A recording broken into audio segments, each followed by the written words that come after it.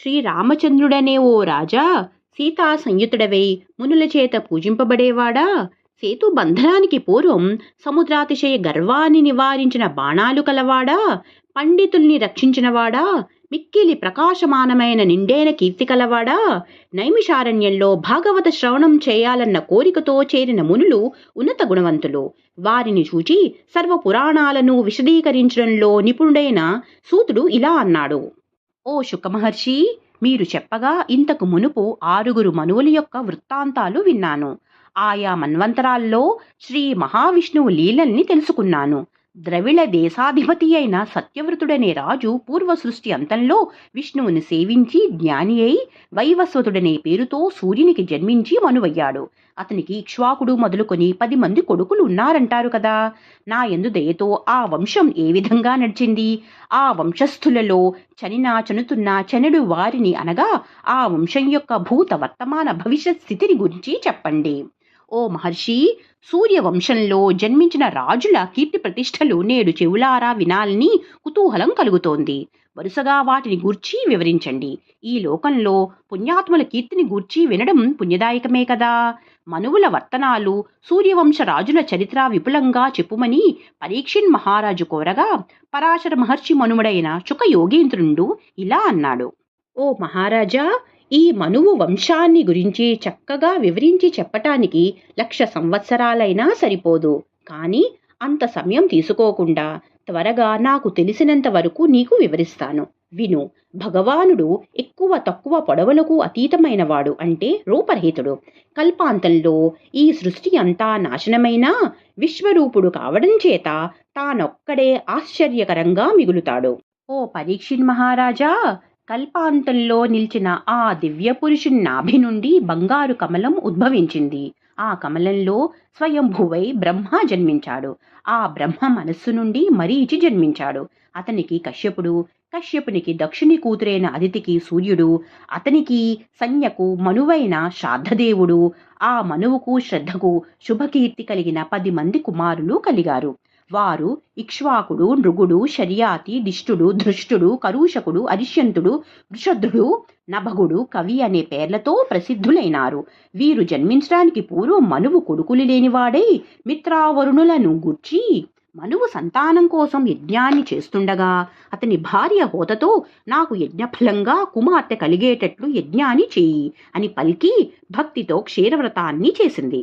ఆమె చెప్పినట్లుగా అధ్వర్యుడు హోతతో ఆమె కోరినట్లే చెప్పి వేల్చు అన్నాడు. అతడు హవిస్సును చేబూని కూతురు కలుగుగాక అని సంకల్పం చెప్తూ వేల్చాడు. హోత వ్యతిరేక చేష్ట వల్ల ఇలా అనే స్త్రీ పుట్టింది. దానిని చూచి మనువు తీవ్ర మనస్తాపం పొంది, అయ్యో, పుత్ర సంతానం మంచిది కదా, కూతురెందుకు అనుకుంటూ వశిష్ఠుని దగ్గరకు పోయాడు. వశిష్ఠుని దగ్గరకు వెళ్ళి ఆయనతో ఇలా అన్నాడు: అయ్యా, కొడుకులు కలగాలని నేను ఈ యజ్ఞాన్ని మీ అనుజ్ఞతో చేస్తే ఈ కుమార్తె ఎందుకు కలిగింది? మీ బోటి వారి శక్తికి హద్దు ఉండదు కదా. అదీకాక మీరు బ్రహ్మవాదులు, మంత్రవాదులు, పాపం అంటకుండా చూచేవారు. కానీ జరిగింది మాత్రం వేరుగా ఉంది అని అన్నాడు. అప్పుడు మా ముత్తాత అయిన వశిష్ఠుడు హోత యొక్క వ్యతిరేక వర్తనాన్ని తెలుసుకుని మనువుతో ఇలా అన్నాడు: ఓ రాజా, హోత మోసం చేయడం వల్ల యాగ ఉద్దేశానికి వ్యతిరేకంగా కూతురు కలిగింది. అయినా నీవు మెచ్చుకునేటట్లు నీకు కొడుకును ప్రసాదిస్తాను. నా కౌశలాన్ని, బలాన్ని చూడు. రాజుతో పై విధంగా పలికి భగవానుడైన వశిష్ఠ మహర్షి కీర్తి యంద ఆసక్తితో మనువు కుమార్తె పురుషత్వం కోసం ఏకాగ్రతతో ఆది పురుషుడైన విష్ణువును స్తుతించగా ఆ స్వామి మెచ్చుకుని ఆ మహర్షి కోరిన వరాన్ని ప్రసాదించాడు. ఆ కారణం చేత ఇలా పుత్రిక సుద్యుమ్నుడనే పేరుతో కొడుకై రాజ్యపాలనం చేస్తూ ఉండగా, సుద్యుమ్నుడనే ఆ రాజు ఒకరోజు కొందరు మంత్రులు వెంటరాగా మేలుజాతి గుర్రాన్నెక్కి సొగసైన వింటిని, వాడి అయిన బాణాలను ధరించి దట్టమైన అరణ్యాల వెంబడి పెద్ద మృగాలను వేటాడుతూ మేరుపర్వత సమీపంలోని కుమారవనాన్ని ప్రవేశించాడు. అక్కడ పార్వతీ పరమేశ్వరులు ఎప్పుడూ ఏకాంత విహారం చేస్తూ ఉంటారు. ఆ వనంలో ప్రవేశించగానే రాజు స్త్రీ అయ్యాడు. అతని సేవకులు కూడా స్త్రీలుగా మారారు. ఆ రాజు గుర్రం సైతం ఆడుగుర్రంగా మారింది. ఈ విధంగా ఆ వనప్రవేశం చేత పురుషత్వం కోల్పోయి స్త్రీలై పరస్పరం ముఖాలు చూచుకుని దుఃఖించారు అని చెప్పిన శుకునితో పరీక్షిత్తు ఇలా అన్నాడు: రాజు ఆయన అనుచరులు ఆ వనంలో ప్రవేశించినంతనే స్త్రీలయ్యారని అన్నావు. ఏ కారణం చేత వాళ్ళు స్త్రీలయ్యారు? లోకంలో ఇటువంటి దేశాన్ని గూర్చి ఎప్పుడూ వినలేదు. నా కుతూహలం తీరేటట్లు వివరించండి. అదీకాక పౌరుషవంతుడైన మానవుడు స్త్రీత్వం కోల్పోయి మగవాడు కావటం బాగుండవచ్చు, కానీ పేరు ప్రతిష్టలకు భంగం కలిగేటట్టుగా పురుషత్వం కోల్పోయి స్త్రీ కావడం బాగుంటుందా? అలా అడిగిన అర్జునుని మనుమడైన పరీక్షిత్తుతో వ్యాసకుమారుడైన శుకమహర్షి ఇలా చెప్పాడు. ఒకనాడు మునులు పరమేశ్వరుని దర్శిద్దామనే కోరికతో బయలుదేరి వచ్చారు. అలా వారు వస్తుంటే వారి తేజస్సుకు చీకటి దిక్కుల సందుగొందుల్లోకి నక్కిపోయింది. అంతటా వెలుగు నిండిపోయింది.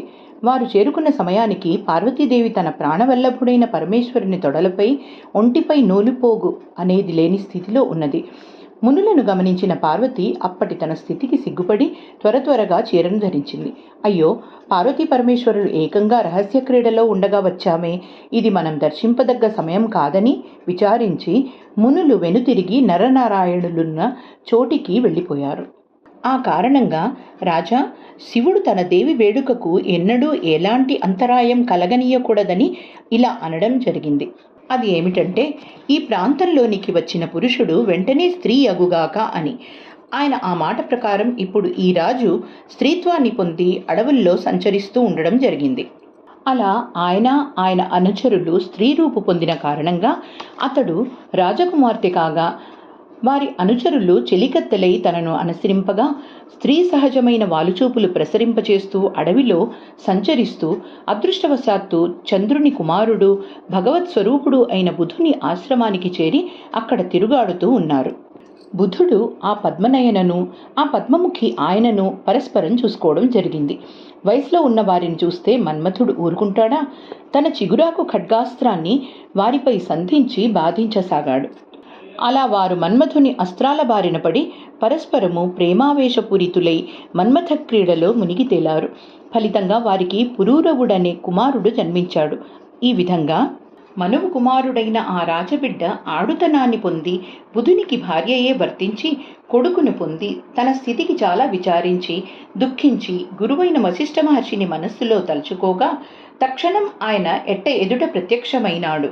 అలా వచ్చి స్త్రీ రూపంలోనున్న సుద్యుమ్నునికి తిరిగి పురుష రూపాన్ని సంతరించే నిమిత్తం ఆయన శంకరుని ఆరాధించాడు.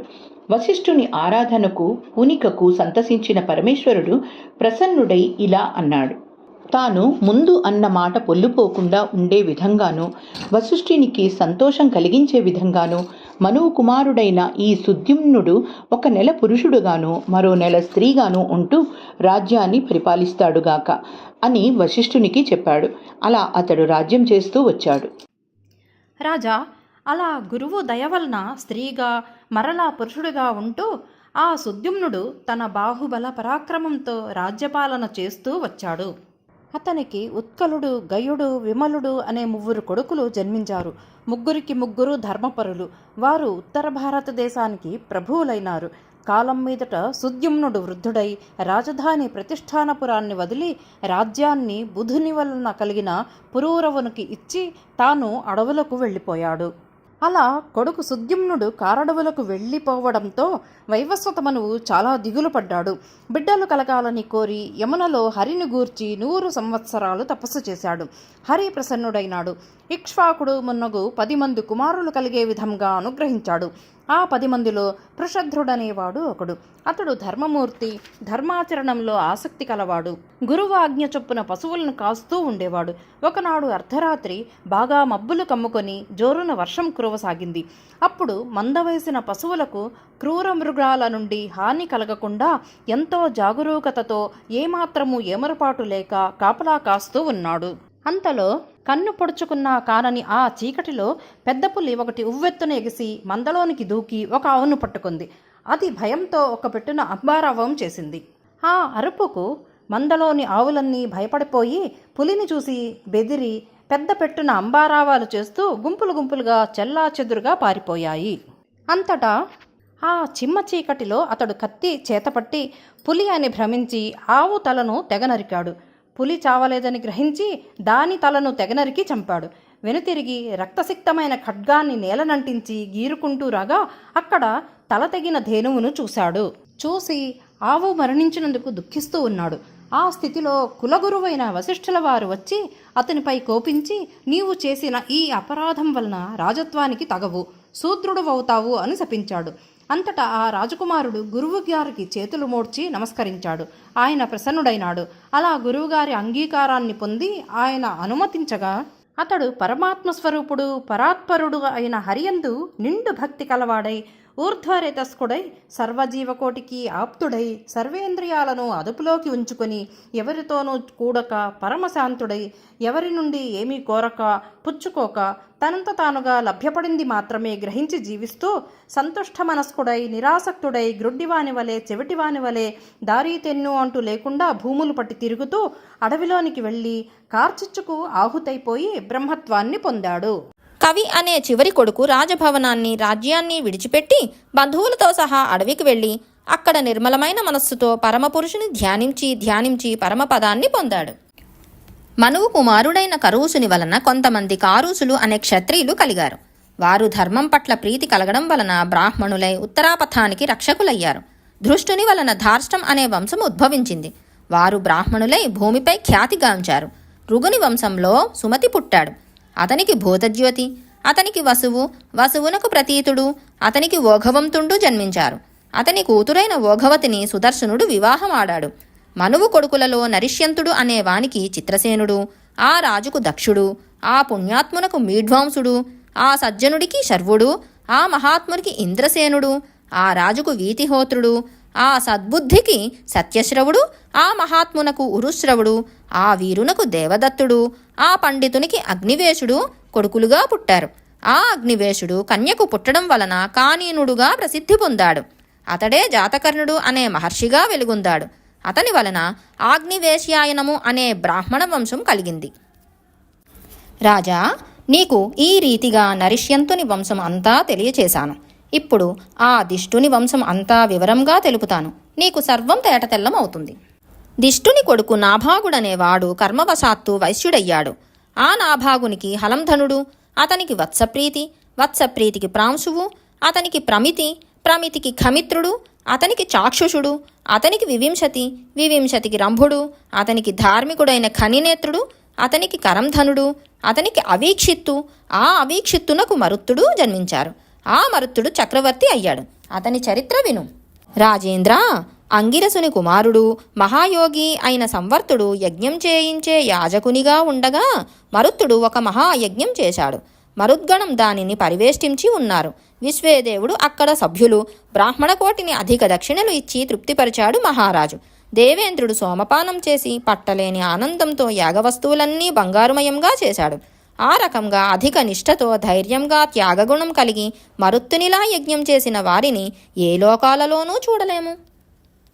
అటువంటి మరుత్తు మహారాజుకు దముడు, అతనికి రాజవర్ధనుడు, అతనికి సుధృతికి సౌధృతేయుడు, అతనికి కేవలుడు, కేవలునికి బంధుమంతుడు, అతనికి వేదవంతుడు, అతనికి బంధునికి తృణబిందుడు కలిగారు. అప్సరస కన్య అయిన అలంబుస అనే ఆమె తృణబిందును చూచి మన్మథ బాణాలకు గురి అయి ఆ తాపం సహించలేక మోహాతురతతో అతనిని పొందింది. ఆ దంపతులకు ఇలబిల అనే కూతురు పుట్టింది. ఆమె విశ్రవసునకు భార్య అయ్యింది. ఆమెకు ఐలబిలుడు అనే పేరుతో కుబేరుడు పుట్టాడు. ఆ తృణబిందునకు ఇంకా విశాలుడు, శూన్యబంధుడు, ధూమ్రకేతుడు అనే 3 కొడుకులు కలిగారు. వారిలో విశాలుడు వంశోద్ధారకుడై వైశాలి అనే నగరాన్ని నిర్మించాడు.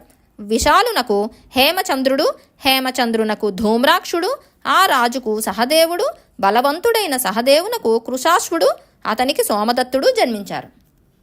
సోమదత్తుడు దేవేంద్రుడు మెచ్చుకునేలా అశ్వమేధయాగం చేసి మహాపుణ్యగతిని పొందాడు. అతని కొడుకు సుమతికి జనమేజయుడు అనే కొడుకు పుట్టాడు. వీరందరూ వైశాలురు అని ప్రసిద్ధికెక్కి తృణబిందునిలా కీర్తిగడించి రాజ్యమేలారు. పరబ్రహ్మ అందు ఆసక్తుడైన మనువుకు శర్యాతి అనే రాజు జన్మించాడు. అతడు వేదజ్ఞాన పారంగతుడైన పాలకుడు. అతడు అంగిరుని వంశజులు. యజ్ఞమందు 2వ నాడు చేయవలసిన కర్మకాండను వివరించి చెప్పాడు. ఆ శర్యాతి కూతురైన సుకన్యక ఒకరోజు తండ్రితో పాటు చ్యవనుని ఆశ్రమానికి వెళ్ళింది. చెలికత్తెలు తాను పూలను పండ్లను కోస్తూ వనమంతా తిరిగి ఒక పుట్టలో వెలుగుతున్న 2 జ్యోతులను చూచింది. దైవ ఘటన వల్ల అవి మిణుగురు పురుగుల జంట కాబోలనుకుని తొందరపాటున వాటిని సుకన్యక ఒక వాడి ముల్లుతో పొడిచింది. ఆ విధంగా జ్యోతుల ముల్లుతో పొడవగా వాటి నుండి నెత్తురు కారింది. ఆ అపరాధం వల్ల అప్పుడు రాజభటులకు మలమూత్రాలు స్తంభించిపోయాయి. వారి అవస్థ చూచి రాజర్షి అగ్గు శర్యాతి ఆశ్చర్యపడి, మీరు ఈ ఆశ్రమంలో ఏదైనా అపరాధం చేసి ఉండవచ్చు, ఆ కారణంగా మీకు ఈ ఆటంకం కలిగింది అని చెబుతుండగా సుకన్యక తండ్రితో ఇట్లా అన్నది. తండ్రి, ఈ పుట్ట దగ్గర ఆడుకొని అందులో 2 జ్యోతులను చూచి నేను ముళ్ళుతో పొడవగా రక్తం కారింది.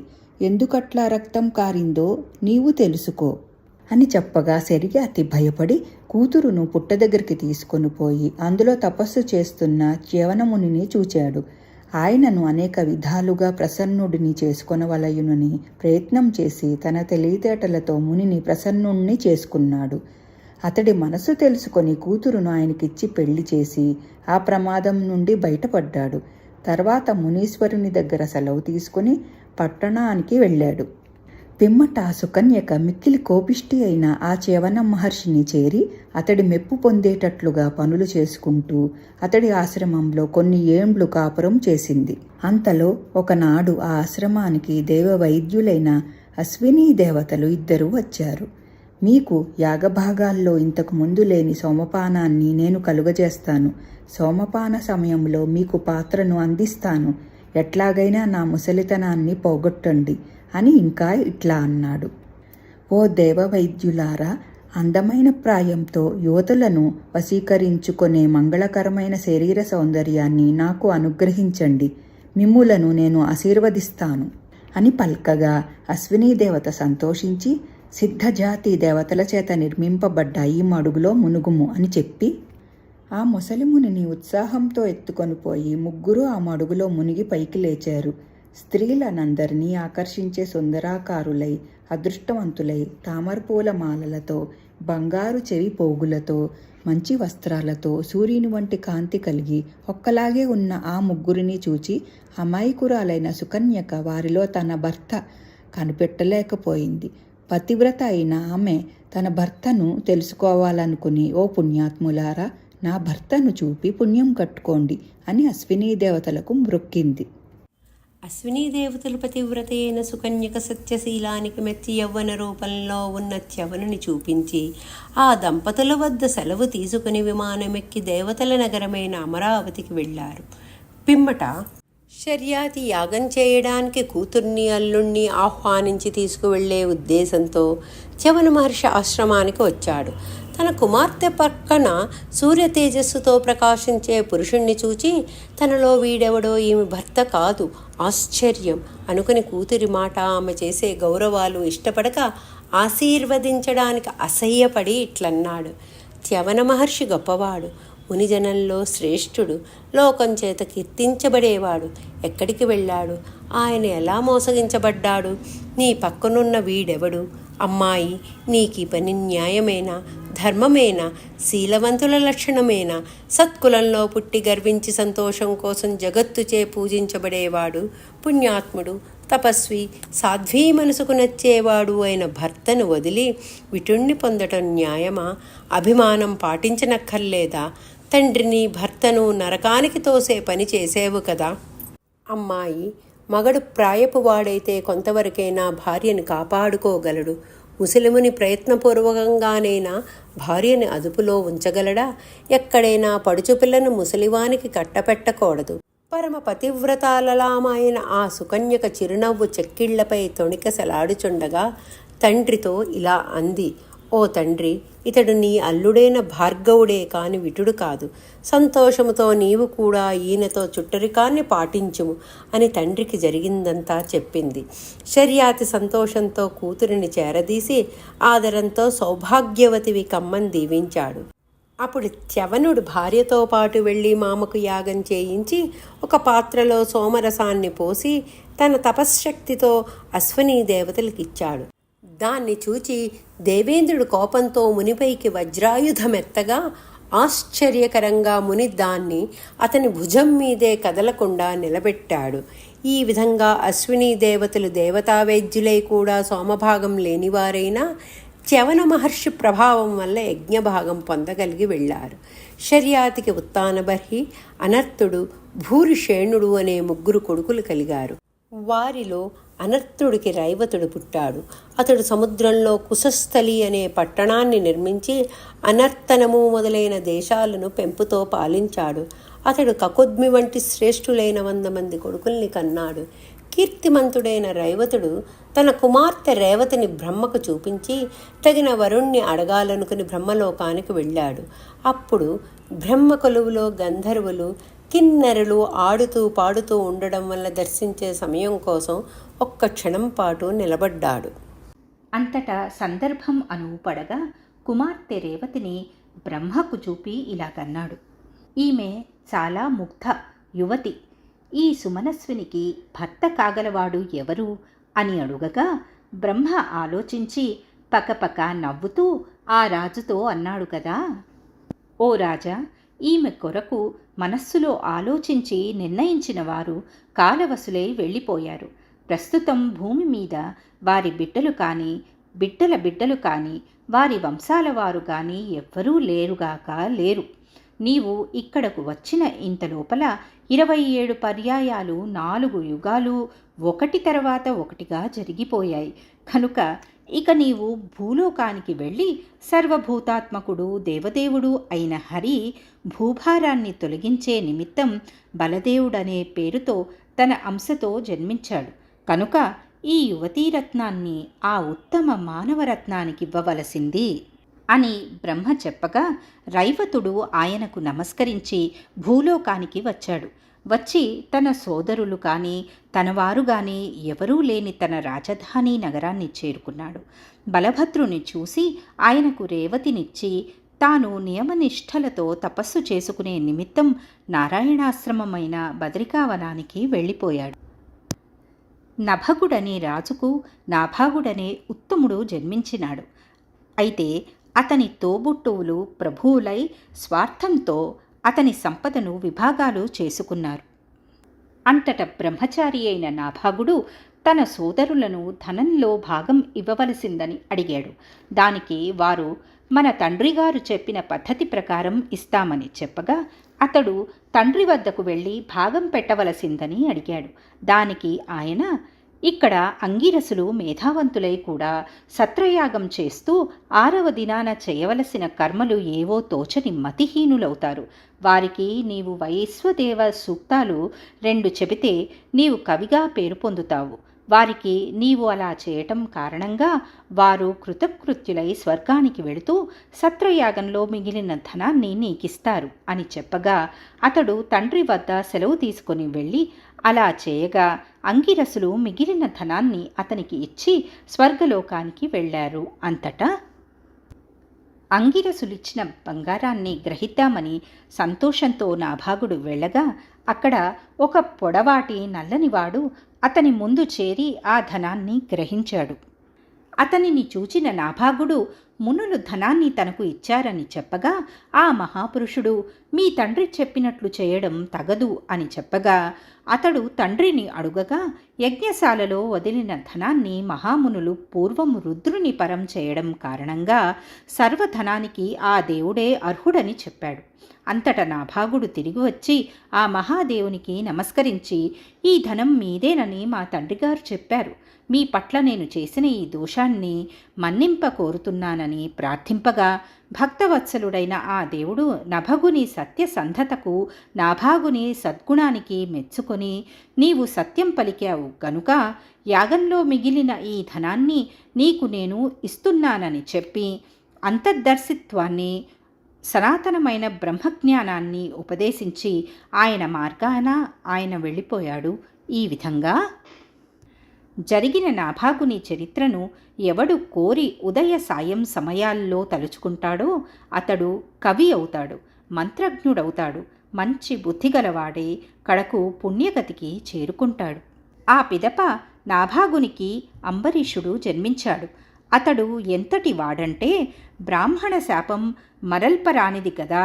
అయినా అలాంటిది కూడా అతని పట్ల నిరర్థకమై అతనిని ఏమీ చేయలేకపోయింది సుమా అని సుఖమహర్షి చెప్పగా, అదెలా జరిగింది, ఏ కారణం చేత అతడు బ్రాహ్మణుని శాపం నుండి తప్పుకోగలిగాడు అని పరీక్షిన్ మహారాజు అడిగాడు. దానికి సుఖమహర్షి ఇలా చెప్పాడు.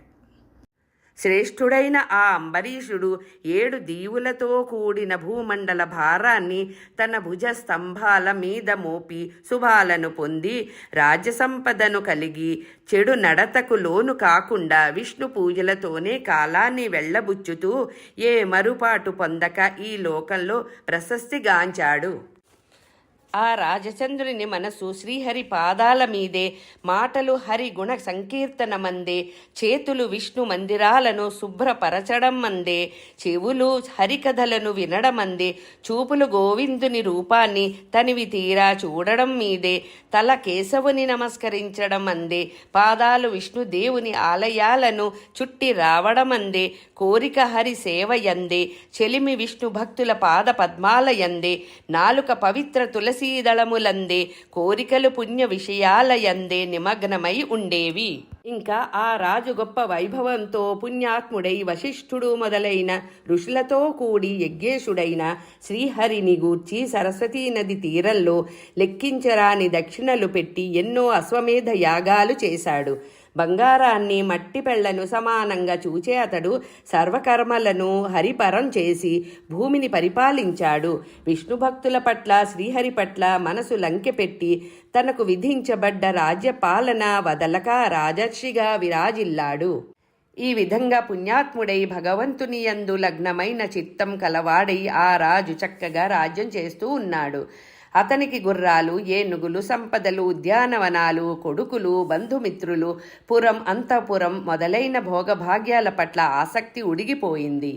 ఇంకా ఆ భగవంతుని భక్తుడైన అంబరీషుడు హరి అని తలచేవాడు, హరి అని చూచేవాడు, హరి అని తాకేవాడు, హరి అని వాసన చూచేవాడు, హరి అంటూ రుచి చూచేవాడు. ఆహా, గొప్పవాడైన ఆ అంబరీషుణ్ణి కొనియాడ సాధ్యమా? కొంతకాలానికి ఆ రాజు సంసారం పట్ల మోహాన్ని వదులుకొని పరిశుద్ధుడై ఏకాంతంలో భక్తి పారవశ్యంతో ఉండగా, భక్తుల పట్ల ప్రేమ కలిగిన పురుషోత్తముడు ప్రతిపక్షులను శిక్షించేది, ఆత్మీయులను రక్షించేది, సమస్త లోకాలలోనూ అడ్డులేనిది అయిన సుదర్శన చక్రాన్ని ఆ రాజర్షికి అనుగ్రహించి వెళ్ళాడు. ఓ రాజా, గుణవంతురాలై తనకు తోడు నీడలాగా ఉన్న పట్టపు రాణితో కలిసి ఆ అంబరీషుడు 1 సంవత్సరం పాటు శ్రీహరిని గూర్చి ద్వాదశీ వ్రతాన్ని చేశాడు. ఈ విధంగా వ్రతం చేసి వ్రతాంతంలో కార్తీక మాసంలో 3 రాత్రులు ఉపవాసం చేశాడు. యమునా నదిలో స్నానం చేసి మధువనంలో మహాభిషేక పూజా విధానంలో అవసరమని విధింపబడిన అనేక వస్తువులను కలిగి విష్ణుదేవుణ్ణి అభిషేకించి మనోహరమైన గంధాలను సమర్పించి సువాసనలు వెదజల్లే కొంగొత్త పూలతో పూజ చేశాడు. ఆ తరువాత పాలు ఏరే ప్రవహిస్తుండగా తిరుగాడేవి, లేత వయసులో ఉండేవి, అందమైనవి, పోట్లమారితనం లేనివి, వెండి తొడిగిన గిట్టలు గలవి, బంగారు కుప్పెలు కలిగిన పెద్ద కొమ్ములతో ప్రకాశించేవి, దూడల మెడలను నాకుతూ ప్రేమగా చూచేవి, పలు రంగులు కలిగినవైన 600 కోట్ల ఆవులను వైదిక శ్రేష్ఠులకు ఆ రాజు దానం చేశాడు.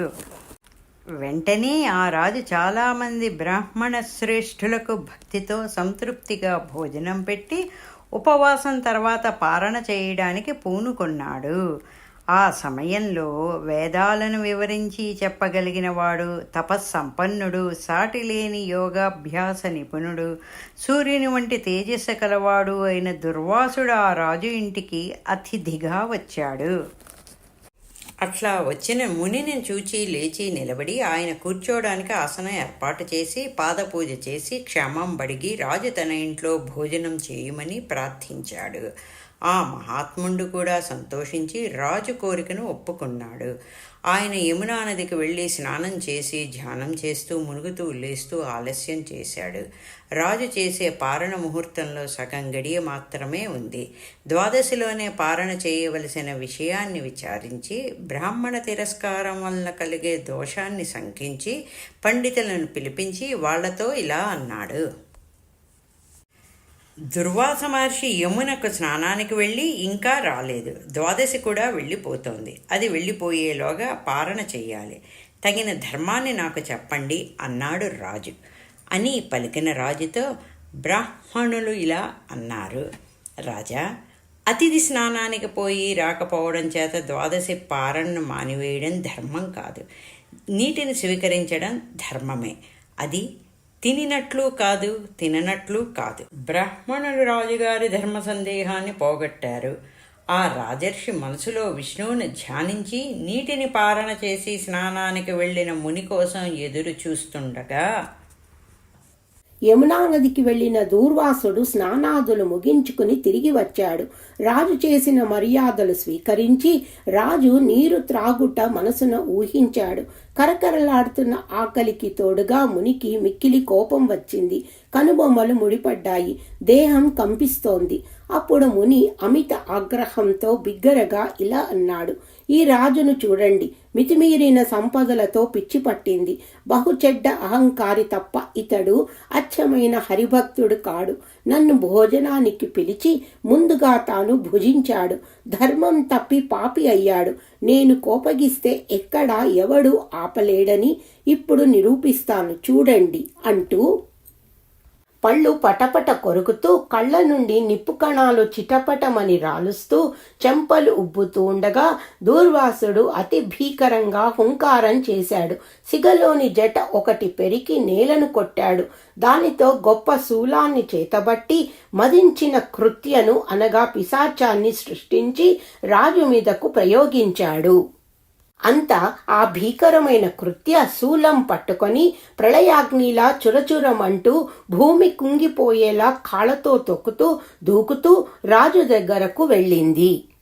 ఆ సంగతి తెలిసి విష్ణుమూర్తి ముని చేస్తున్న తిక్క వంచనను సరిచేయమంటూ సుదర్శన చక్రాన్ని పంపించాడు. ఆ చక్రం కూడా ప్రళయాగ్నిలా వచ్చి అంబరీషుని దరిచేరి ముని ప్రయోగించిన కృత్యను కాల్చివేసి తృప్తి చెందకుండా దూర్వాసుని వెంట తగులుకుంది. ఆ మునీశ్వరుడు మేరుపర్వతం గుహలోకి దూరాడు. అది కూడా పామును వెనుతగిలే కారుచిచ్చులా గుహలో దూరింది. ఇంకా భూమిలో దూరితే భూమిలోకి దూరుతోంది, సముద్రంలోకి దూరితే సముద్రంలోకి దూరుతోంది. ముని కలత చెంది ఆకాశానికి ఎగబ్రాకితే అది కూడా ఆకాశానికి ఎగబ్రాకుతోంది. ఏ దిక్కుకి ఏ మూలకి పోయినా ఆ దారులన్నిటిలో వెంటపడుతోంది. కుంగిపోయి విసిగి నిలబడిపోతే ఆగుతుంది.